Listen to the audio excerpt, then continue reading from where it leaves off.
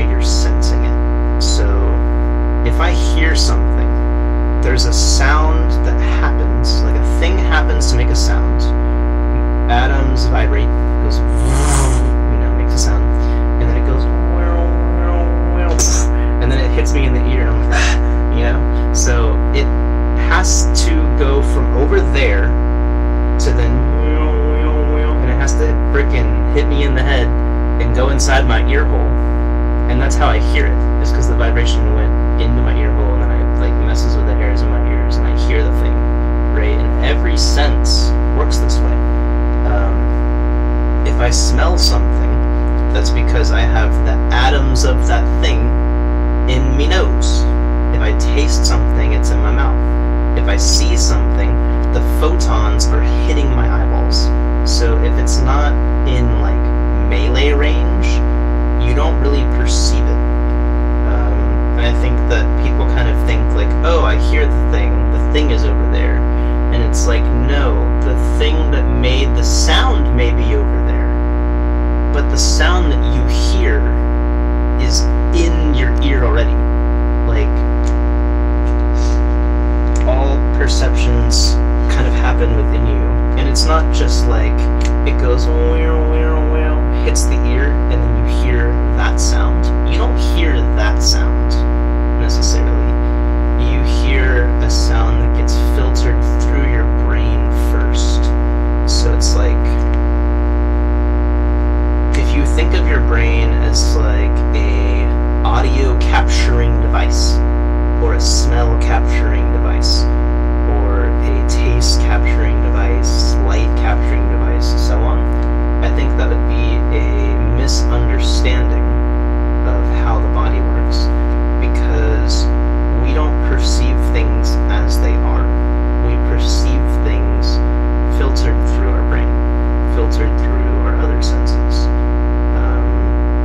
Some of it we do have a level of control, so when you pay more attention to something, you'll perceive it differently than if you pay less attention. But paying attention doesn't make you see it more correct, objectively how the sound is. It just means you're paying more attention to the way in which you perceive it. Let me think for a moment while I drink my cafecito.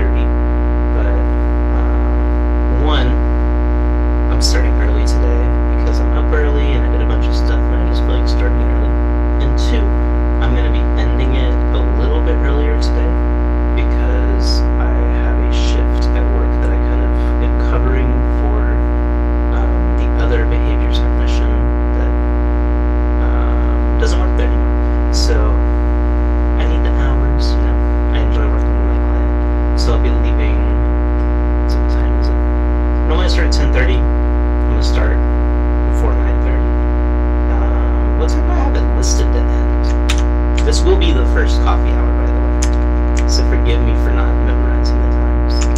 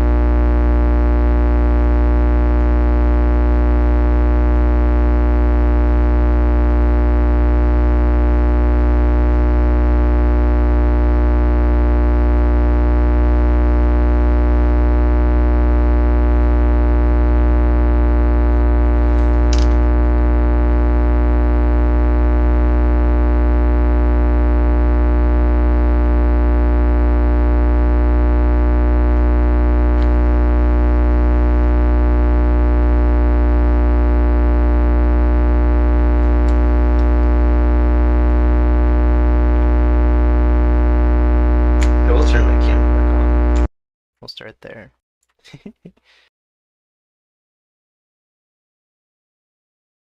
Let's do it like that.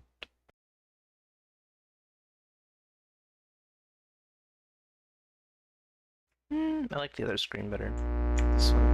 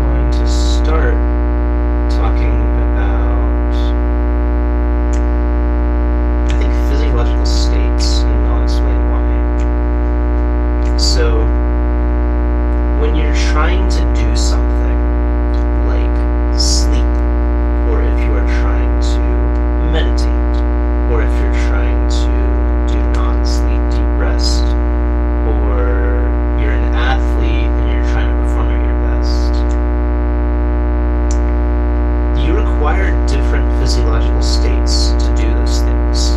So if you're trying to get your personal record for like doing a bench press, right? You don't want to be in a calm, relaxed, like maybe that won't help you get the strength that you need to do that.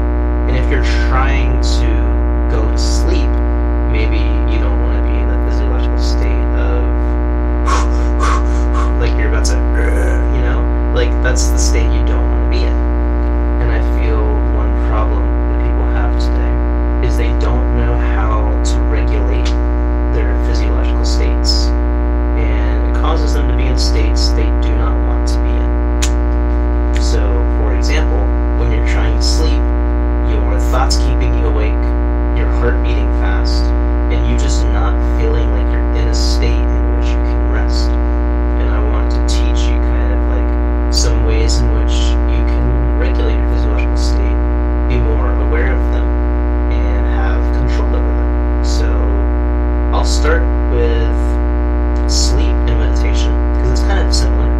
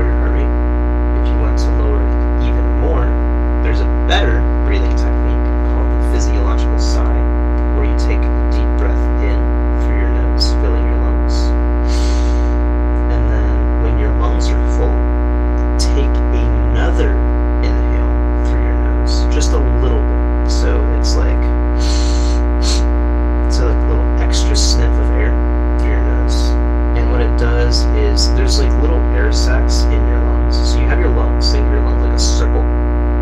It's not a circle. That's a bad example. But your lungs aren't just your lungs. You have like little sacs inside your lungs that can fill with air.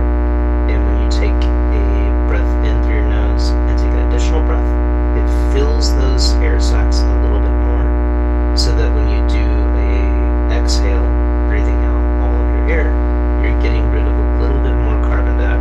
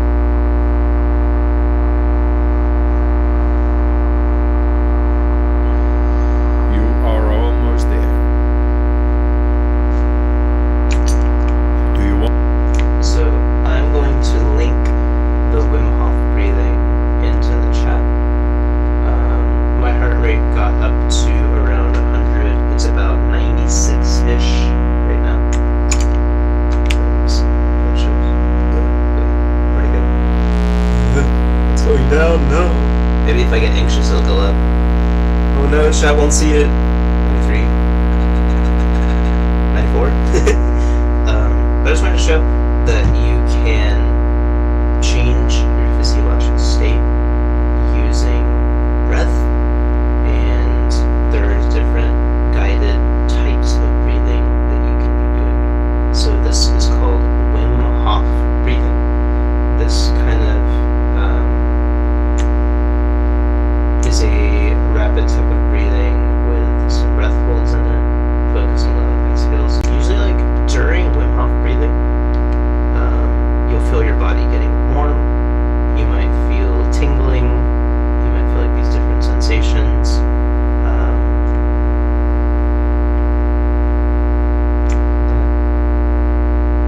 Oh, I hear something's alarm.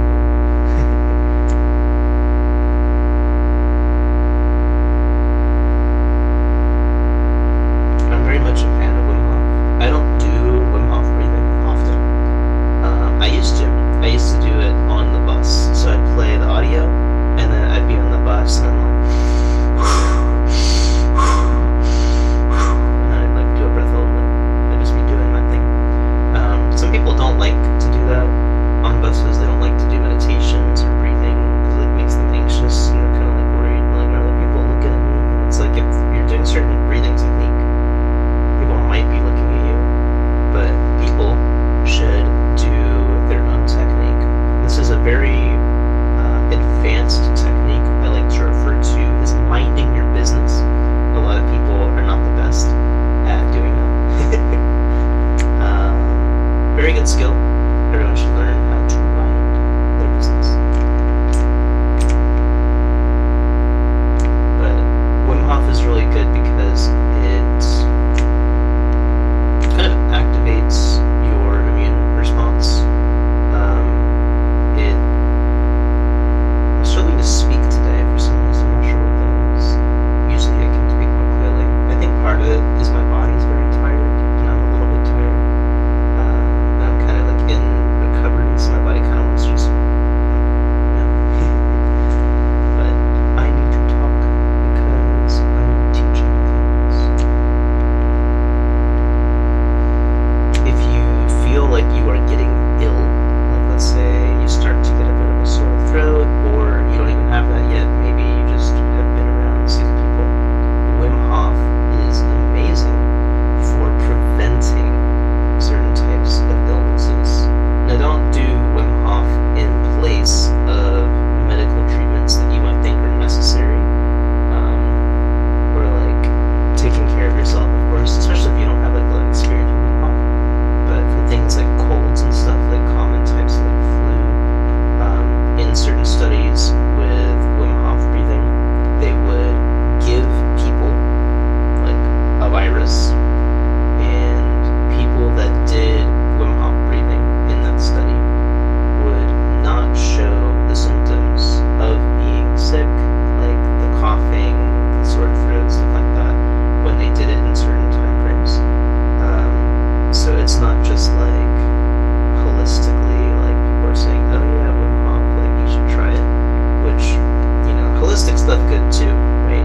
But for people that are looking for like scientific evidence-based treatments for illnesses, I would consider Wim Hof to be one of those because there are scientific studies to back it up.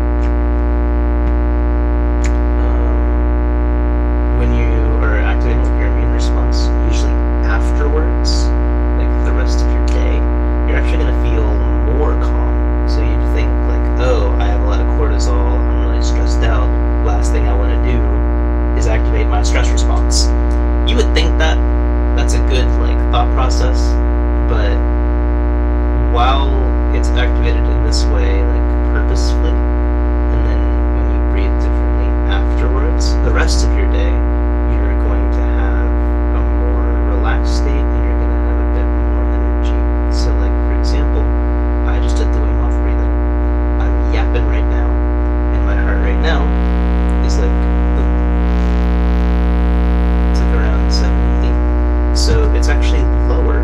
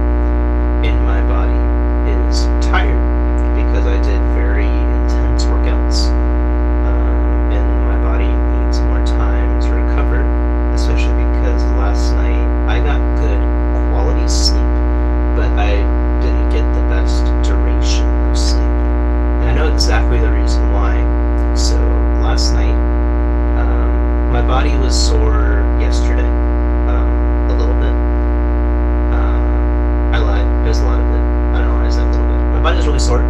So when I went to bed on a heated blanket to kind of like warm my muscles and like move circulation to like help my muscles feel better.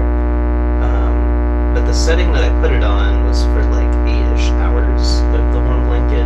So I think that the heat raised my core temperature and caused me to wake up sooner than I might have liked to, and maybe like not had the most deep sleep, because one of the things that wakes up the body is your core temperature rising. So you actually want to be cold when you're sleeping, and I had a heated blanket under me, you know. So I don't know if you know this, but usually a heated blanket under you isn't cold.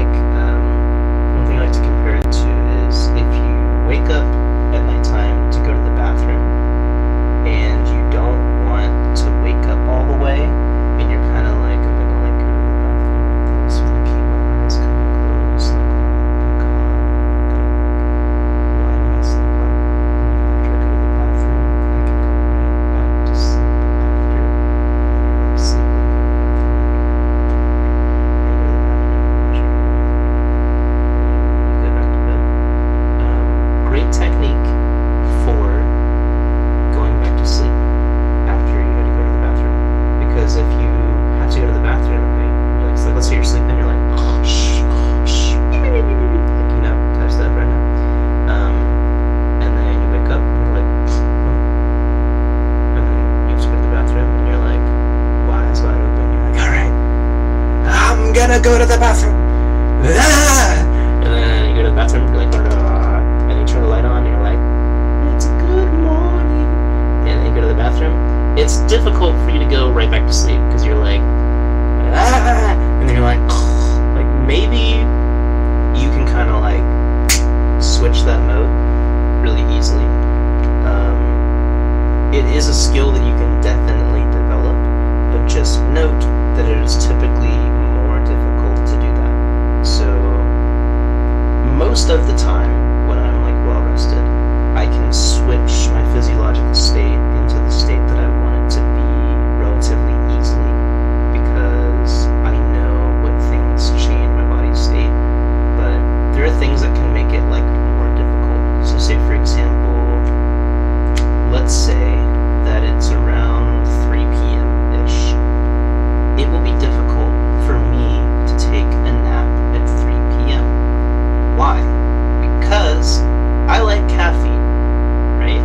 So I have around 2 to 4 cups of coffee in the morning, and I drink espresso. They're like double shots of espresso. And my cutoff time is 3 p.m. I don't drink any caffeine after 3 p.m. unless it's like a very low amount. Like if it's like a tea that barely has any in it, or if it's like a soda or something low in caffeine, it's fine. I'm okay with that level. But I'm not gonna like make more espresso or have like an energy drink or something at that time, because caffeine stays in the body for a long time, and I want to be able to sleep at night. But if I consumed caffeine during the day, especially like, let's kind of do like an extreme. Let's say I had 6 double shots of espresso, and then I wait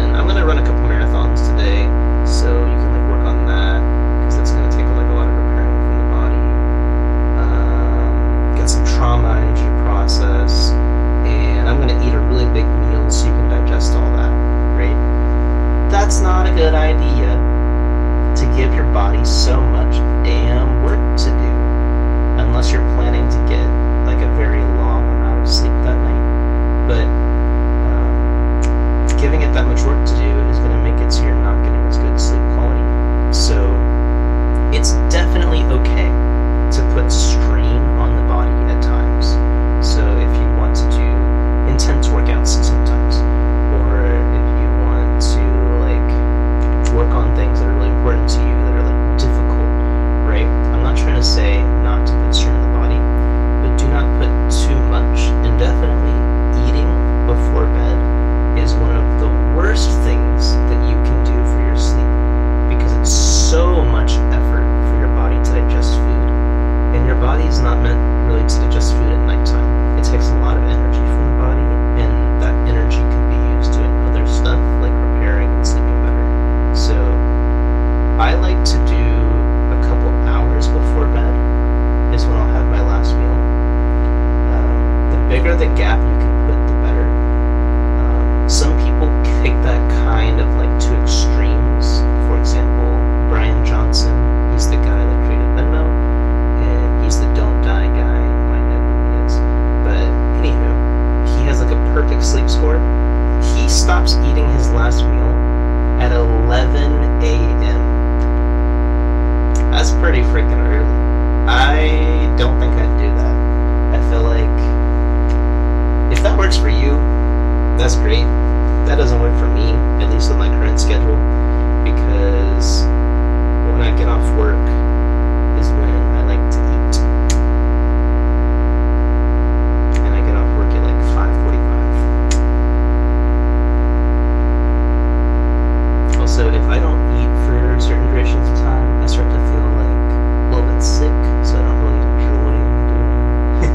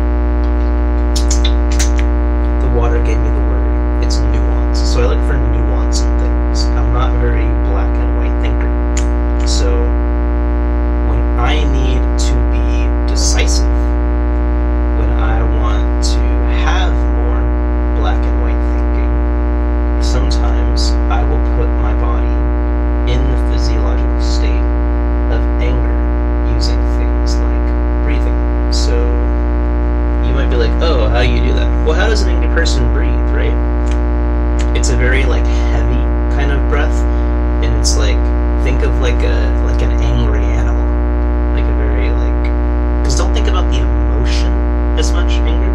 Think about the physiological state of anger. Think about how you're breathing, what anger looks like, right? So for me, it's like I'm being like really dramatic, but breathing in an angry state will make you feel physiologically like you're angry. And the purpose of that is I use it for decisiveness. So if I'm pondering too much and I just need to make a decision, I have found sometimes that doing an angry type of breathing, kind of like that more rapid, deep breathing, I can help my mind be into a more decisive state. There are other states that are like that are useful to people. You can make yourself anxious with breath. Now, I don't tend to do that because I don't like being anxious, right? And in my current life, I don't have a need to be anxious. But some people do, right? So I think this one is less commonly needed because a lot of people kind of need to be more in a state of calming down and like regulating the nervous system in that way. But it's useful to have the skill in case that you do need it, and so that you can know, like, oh, when I get anxious, I happen to breathe in this way. I happen to do these things.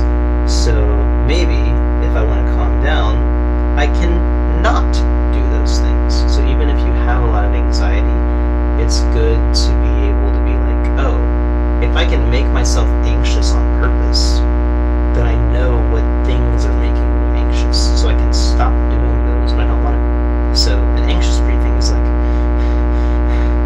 you know how y'all hyperventilate when you're anxious?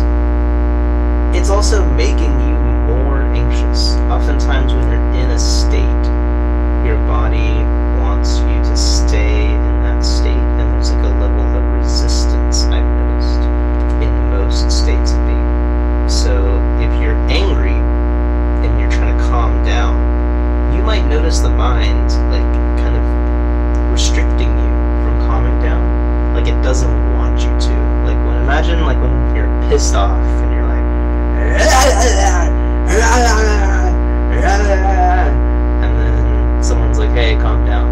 You know that person's right. Like you know you need to calm down. You're like, I don't want to calm down. You calm down. And then after a while you might calm down. But why does that happen? Right? Like why is there that like resistance of like calming down?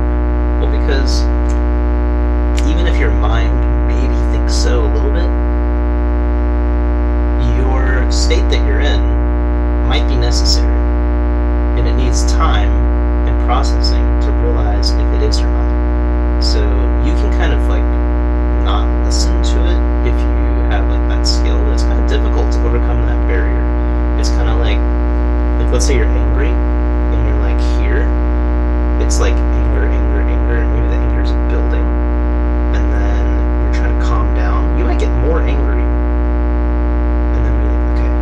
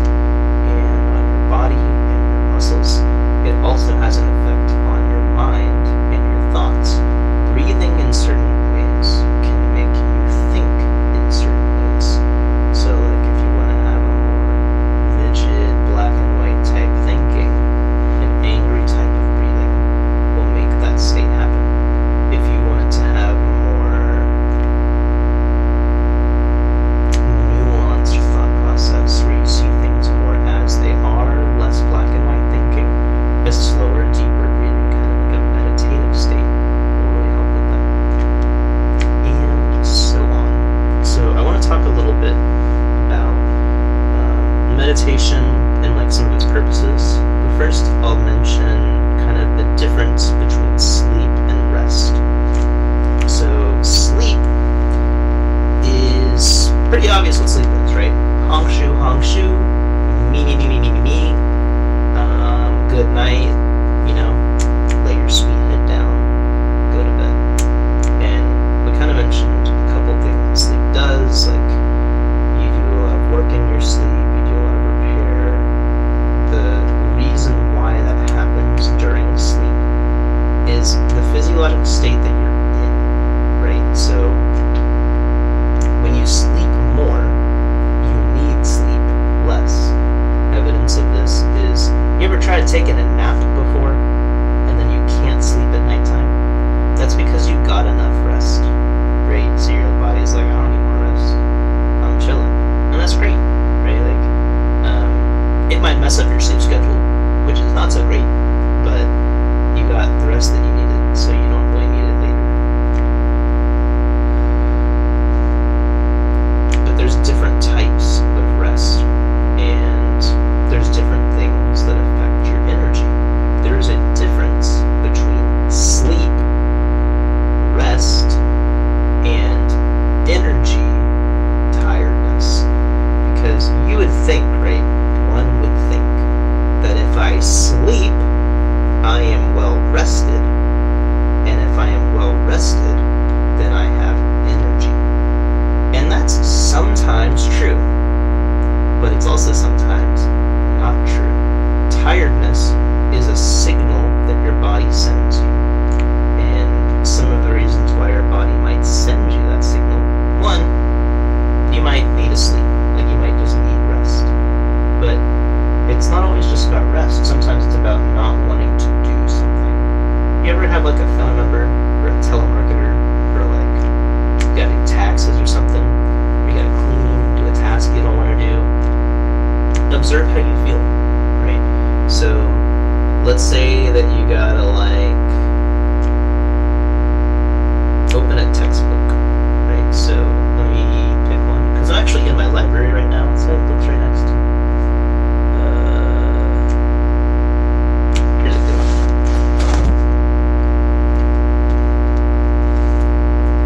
So this is Hello World, Computer Programming for Kids and Other Beginners. And it's like a massive book. Now if I were to give you this book, and I were to be like, okay, start reading, here you go. And then you open the book, and you're like, you open, maybe like read a couple pages. Observe how you feel, right? Some people, if they're really interested in the book, they're like, oh my god, like they get energy. They're like, wow, this is like so interesting. Like I'm learning how to program. This is so cool. Other people, the second they open the book, or even before they even touch it, they start to feel tired. Isn't that interesting? How do you feel tired? You didn't do anything yet, right? You would think like, oh, if I like lift some weights, or if I like read